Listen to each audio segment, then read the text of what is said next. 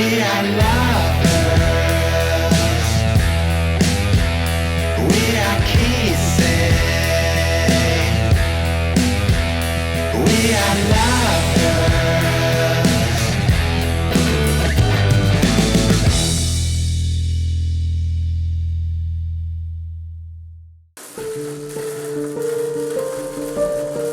El azar marca, afecta y determina nuestra existencia. Reparte destinos de manera fortuita e imprevisible para señalar caminos desiguales hasta convertirlos en extraños, infrecuentes. Excepciones que acaban acuñando vidas diferentes.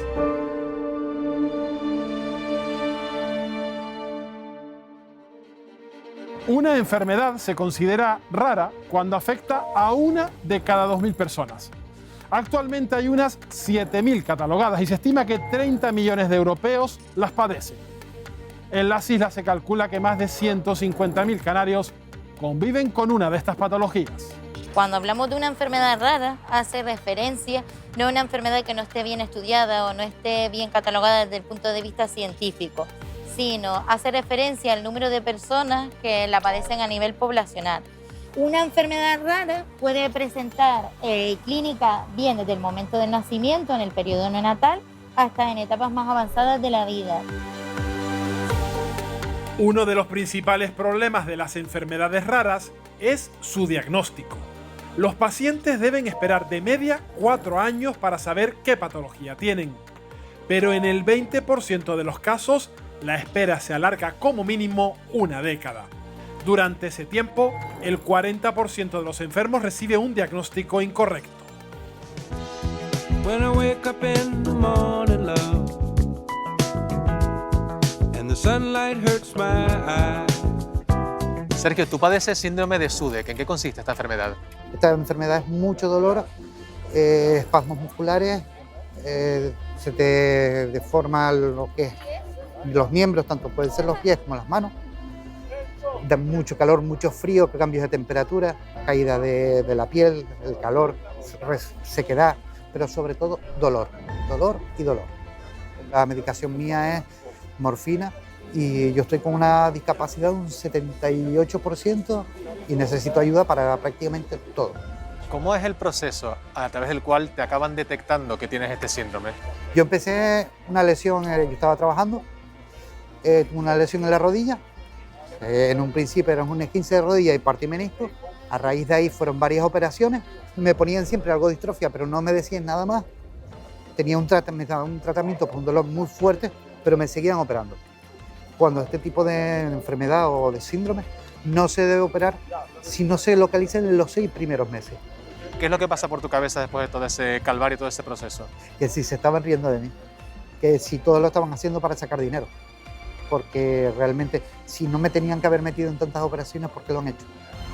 Y realmente se podía haber detectado con una prueba. Mónica Delgado, médica de atención primaria. ¿Cuáles son las herramientas con las que ustedes cuentan para poder diagnosticar enfermedades catalogadas como raras? Las herramientas con las que fundamentalmente nosotros contamos desde atención primaria es la sospecha diagnóstica, aunque es la enfermedad rara, como su propio nombre indica, no sigue un patrón diagnóstico concreto como el resto de enfermedades crónicas. ¿Por qué es tan complicado poder diagnosticar este tipo de enfermedades? Si no se detectan en la edad pediátrica, donde tienen una alta morbimortalidad, el diagnóstico es complejo porque necesita de varias especialidades médicas. No existe una especialidad que diagnostique o trate enfermedades raras. Depende de la manifestación clínica que presente el paciente, la derivación o el control debe hacerse por una especialidad u otra. La falta de recursos y la falta de investigación tiene muchísimo que ver en el que la evolución de las enfermedades no se diagnostique de manera precoz y la evolución muchas veces no sea la deseada, igual que el seguimiento de este tipo de pacientes.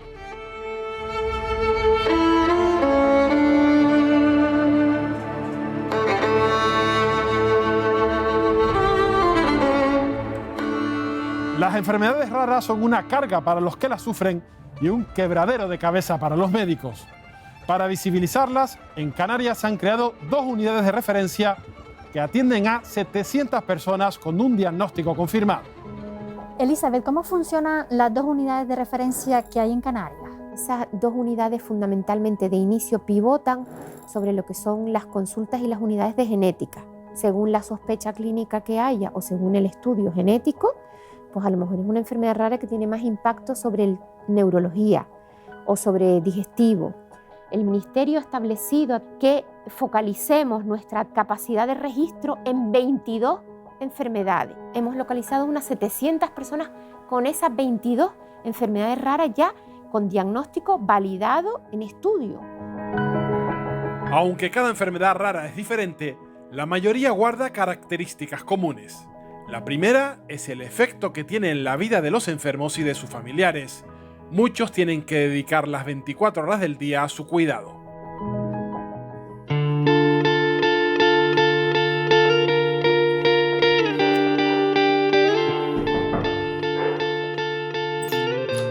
Hola Mari, ¿ya me estás esperando ya? Sí, pasa, Wendy. Gracias. Mari, Raúl es tu hijo. ¿Qué enfermedad tiene? ¿Cómo se llama? Es el síndrome del Prader-Willi. ¿En qué consiste? Consiste en que no se sacia de comer. Siempre quiere comer, siempre. ¿Cómo es el día a día con él, con esta enfermedad? Es un día tras otro, día y noche pidiendo comida. Como le digas que no a algo, ya se enfada, que no me das, que yo tengo la comida y las medicinas bajo llave. ¿Qué ha llegado incluso a consumir? Pasta de dientes, el enjuague bucal, se lo bebe como si nada, todo escondido. Es una lucha, ¿eh? Grande, muy grande. Tu vida, tu tiempo, tu rutina es dedicársela también a él. Dedicarse todo a él, sí. Las 24 horas, día y noche, día y noche. Y en las habitaciones, en la nevera sobre todo, sensores. Pasa para que veas. Mira la habitación. ¿Esta es la habitación de Raúl? Sí, la habitación de Raúl. Ahí tienen el sensor. Esto parece una tienda. Sí. Pero, ¿y ustedes se acostumbran a este sonido constante? Sí, llevamos todo con ellos ahí, acostumbrados, sí. Esta ya es la cocina, ¿no? Sí, la cocina. Pues aquí está la nevera. ¿Y ese sensor está ahí las 24 horas del día? Sí, sí, porque por la noche se puede levantar también. Tienes tu casa llena de sonidos, de sensores para poder controlar a Raúl. ¿Qué es lo que pides? Que investiguen y ayuda psicológica también. Otra de las características comunes es que casi todas las patologías raras se sufren desde muy temprana edad. ¡Que te pillo, que te pillo! ¡Agárrate, corre, agárrate! Vamos, Pepe. Cumpleaños feliz. Dasil, Pepe, que es tu hijo más pequeño, padece una enfermedad catalogada como rara. Tiene una enfermedad de origen mitocondrial y bueno, presenta una mutación genética de la que somos portadores su padre y yo. No tiene todavía ningún nombre porque precisamente tratan de averiguar la función de ese gen dentro del metabolismo. Tiene un retraso psicomotor y bueno, los científicos están estudiando su caso. Y Pepe va como todos los días, como cualquier niño de 8 años, al colegio, va a un centro de educación especial y nosotros lo que tratamos precisamente es de normalizar la situación y un poco de que la gente se dé cuenta de que tener una enfermedad rara tampoco es tan raro. Dasil, ¿tardaron mucho tiempo en diagnosticar a tu hijo? Sí, bueno, aproximadamente 3 años y medio. Empezó el periplo de pruebas médicas para un poco intentar averiguar lo que tenía. Pepe ya presentaba un leve retraso madurativo, pero era muy pequeño. Fue con los 14-15 meses cuando de repente empieza a dejar de gatear y le viene un temblor horroroso que le impedía hacer su día a día con normalidad.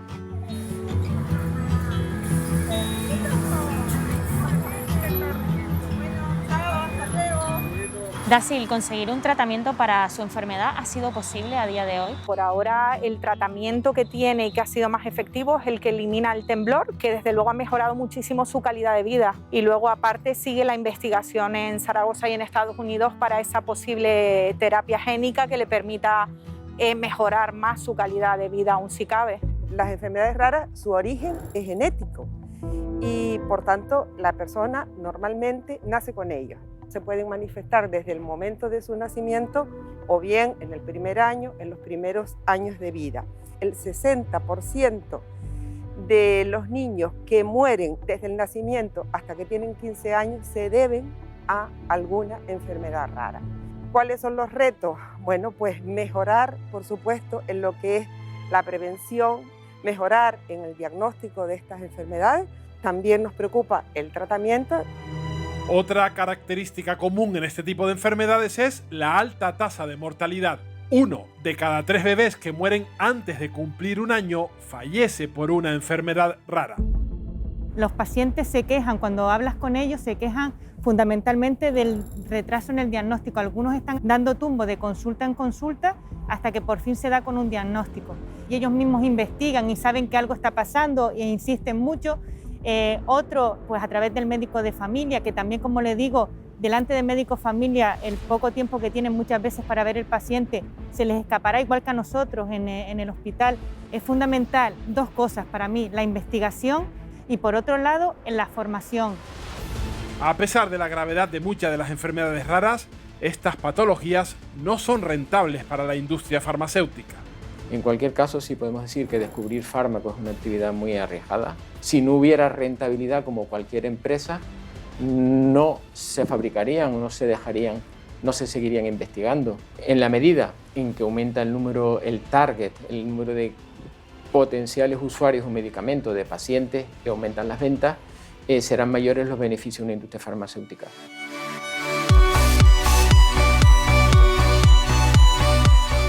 La mayoría de las farmacéuticas, como empresas privadas, buscan la rentabilidad.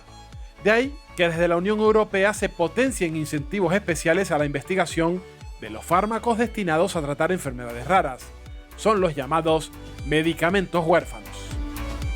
Jorge Capapey, presidente de la Asociación Española de Laboratorios de Medicamentos Huérfanos y Ultrahuérfanos. ¿Qué son exactamente los medicamentos huérfanos y cuánto cuestan a los pacientes? En Europa se designa un medicamento huérfano cuando afecta a menos de 5 pacientes por 10.000 habitantes. Pero no es únicamente la cuestión de los números, y eso a veces lo olvidamos, ¿no? Para que una enfermedad minoritaria y un medicamento sea considerado huérfano, la enfermedad tiene que ser grave y progresiva. Los costes del desarrollo del medicamento, cuando repercuten sobre un número muy pequeñito de pacientes, pues el precio unitario pues ciertamente es más elevado, ¿no? ¿Los incentivos que se dan a la investigación, tanto desde España como desde la Unión Europea, son suficientes? Desde que está esta regulación hace 20 años, la verdad es que el campo de las enfermedades minoritarias ha tenido un impulso importante. Prácticamente 170 nuevos medicamentos se han desarrollado. Son un número que no cubre el número de las enfermedades minoritarias. Se calcula que hay más de 5.000 entidades diferentes, pero ya es un avance muy importante respecto a la situación en la que estábamos anteriormente, ¿no? Sergio Barrera, representante territorial de FEDER en Canarias. ¿Cuál es la importancia de que la Unión Europea potencie esos incentivos especiales destinados a la investigación de fármacos para enfermedades raras? Desde el año 2000 hasta aquí se han designado más de 100 medicamentos huérfanos. Esto es un claro ejemplo de los esfuerzos a nivel internacional que contribuyen a mejorar el abordaje de las enfermedades raras. Tenemos claro que el primer paso es entender la investigación de las enfermedades raras como una prioridad, tanto a nivel nacional como internacional. Sergio, ¿usted cree que los responsables públicos conocen la realidad de los pacientes que padecen enfermedades raras? Hemos avanzado mucho y tenemos grandes ejemplos en los que se ha legitimado al colectivo de pacientes. Hemos conseguido desarrollar una estrategia nacional de enfermedades raras, aunque todavía tenemos mucho por hacer. Actualmente los recursos estatales se concentran en el Instituto de Investigación de Enfermedades Raras en Madrid. Allí promueven la investigación sobre estas patologías. Manuel, ¿actualmente con cuántos proyectos de investigación cuentan y cuánto dinero se destina a ellos? El Instituto de Investigación de Enfermedades Raras está compuesto por varios grupos de investigación que van desde el área diagnóstica o incluso desde el área epidemiológica, que cubren el área diagnóstica y el área terapéutica. Y tenemos actividades que tienen que ver con las estrategias del Consorcio Internacional de Investigación de Enfermedades Raras y que tiene que ver con las terapias avanzadas y el impacto de las decisiones. Respecto a financiación, como son múltiples fuentes, tenemos diferentes vías de financiación interna y financiación por proyectos. La inversión que el Instituto de Salud Carlos III realiza en proyectos puede estar en un promedio entre 15 y 17 millones año. ¿En algún momento se han visto obligados a frenar sus investigaciones por culpa de la COVID-19? Nosotros, básicamente, más allá del problema de los confinamientos, el problema de no poder trabajar durante el tiempo de confinamiento estricto en los laboratorios que tuvieron que ser restringidos esa actividad, no hemos tenido otros problemas. Desde el instituto, ¿cuál es el principal hándicap que tienen a la hora de investigar?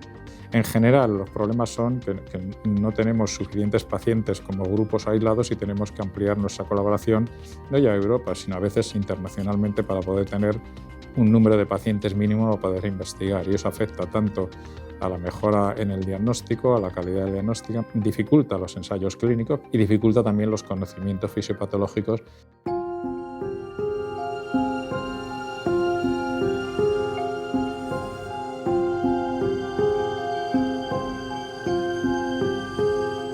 La COVID-19 ha creado un mundo diferente en el que las grandes inversiones en investigación se han encaminado a luchar contra la pandemia. Pero las enfermedades raras siguen aquí, afectando a miles de personas que reivindican que la ciencia no se olvide de ellas.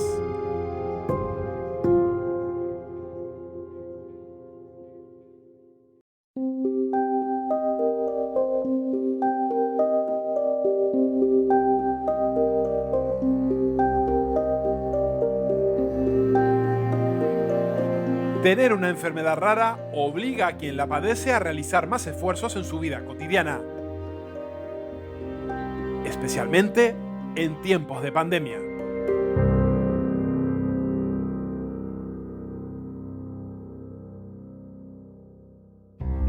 Se estima que 9 de cada 10 personas con patologías poco frecuentes han visto interrumpida su atención médica por el coronavirus. Para el 60% de los pacientes, este freno ha ido en detrimento de su salud y 3 de cada 10 perciben que supone una amenaza para su vida.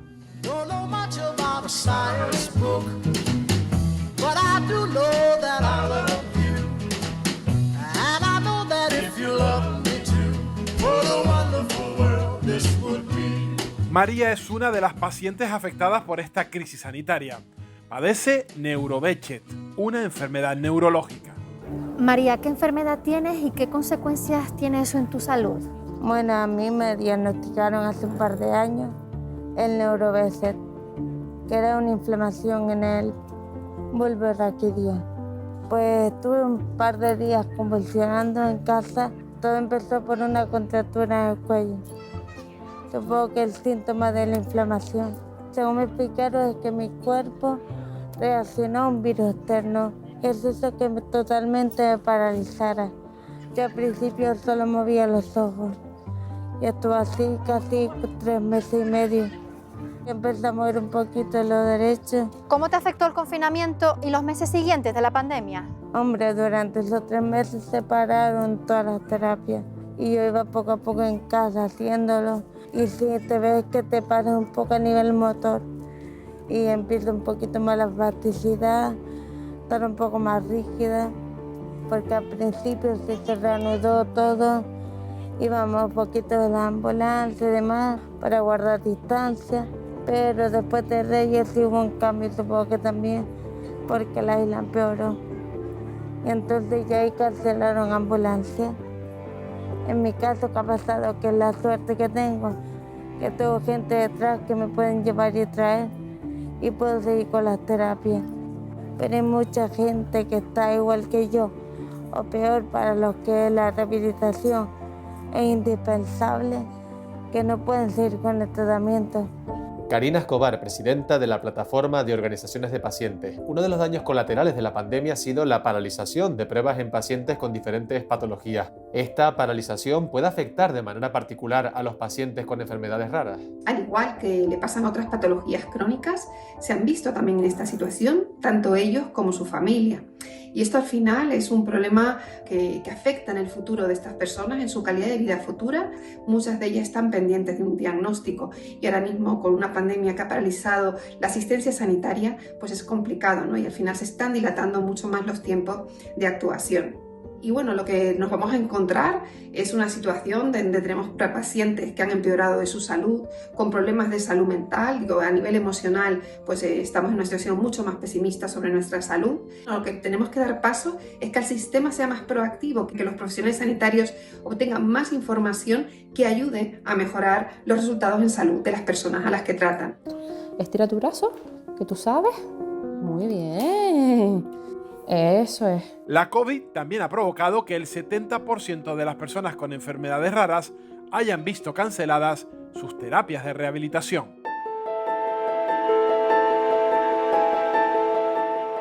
Hola, Carolina Mirpuri.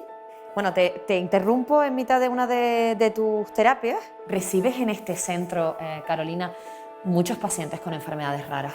Sí, sobre todo nosotros somos un centro que tratamos un montón de patologías neurológicas y las enfermedades raras muchas tienen un deterioro motor o físico o limitación en el desarrollo normal. Tratamos desde niños hasta adultos.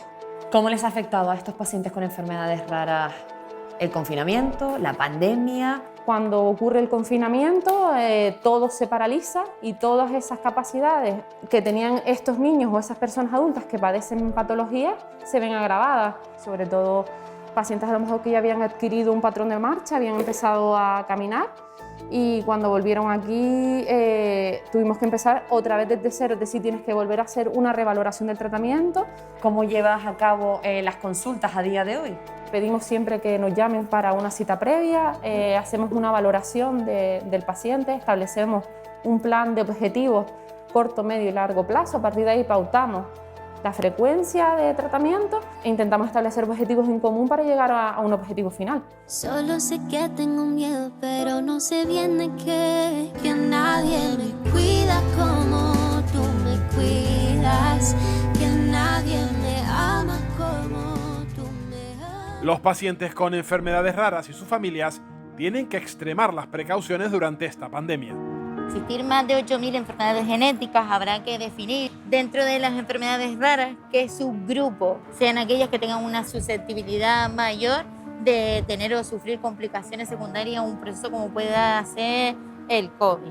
Respecto a las enfermedades raras, hay que definir muy bien qué subgrupo será el que sea más susceptible o el que más se beneficie de esa pauta preventiva de la vacunación.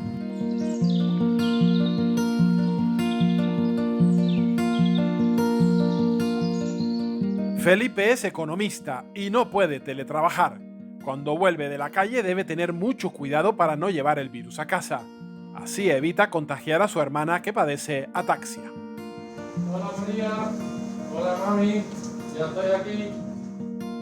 Felipe, tú por tu realidad laboral te ves obligado a determinados días de la semana tener que salir a trabajar fuera de casa y no poder teletrabajar. Si yo lo pidiese en la entidad en la que yo trabajo, seguramente no habría ningún problema. Pero el ambiente de oficina, de que te encuentras con un compañero, te encuentras con otro compañero, sabes qué está pasando, sabes qué no está pasando, eso es fundamental. Debido a esta condición que nos comentas, tú te expones al salir a un posible contagio, a poder traer el virus a casa, donde vives también con tu hermana que padece ataxia, una enfermedad rara. ¿Cómo vives tú con este miedo, con este temor? Para mí uno de los mayores temores es si yo me pongo enfermo. A lo mejor yo no tengo tanto problema, pero si mi madre o mi hermana se ponen enfermas, a lo mejor en el centro de salud o en los hospitales hay triaje. Van a cuidar a la persona que más posibilidades tiene de salvarse y a lo mejor mi madre y mi hermana se quedan fuera. Yo voy en mi coche, me bajo cerca de la oficina, salgo del coche, entro a la oficina, tenemos un medidor de temperatura, lavado de manos. Me dirijo ahora a María, tú eres hermana de Felipe, conviviente y viven juntos en esta casa y tú padeces ataxia. ¿En qué consiste esta enfermedad? Yo tengo ataxia de Friedreich. Es una enfermedad neurológica degenerativa, pues hace que poco a poco nuestro cuerpo se vaya oxidando y nos vayamos convirtiendo con el paso del tiempo en personas totalmente dependientes. Necesita asistencia para todas las actividades básicas de la vida diaria. Cuida de mí, ¿a qué le temo si cuidas de mí? Cuida de mí, cuida de mí, deja mi vida llena de ti. Cuida de mí, ¿a qué le temo si cuidas de mí? Las enfermedades raras también afectan al bolsillo. Los gastos por estas patologías suponen cerca del 20% de los ingresos familiares anuales. De media, cada paciente destina más de 320 euros al mes para tratar su dolencia. Durante la emergencia sanitaria, las familias y los cuidadores no dispusieron de posibilidades de teletrabajo, no tuvieron los EPIs necesarios y no se pudieron acoger a una baja médica por no estar enfermos.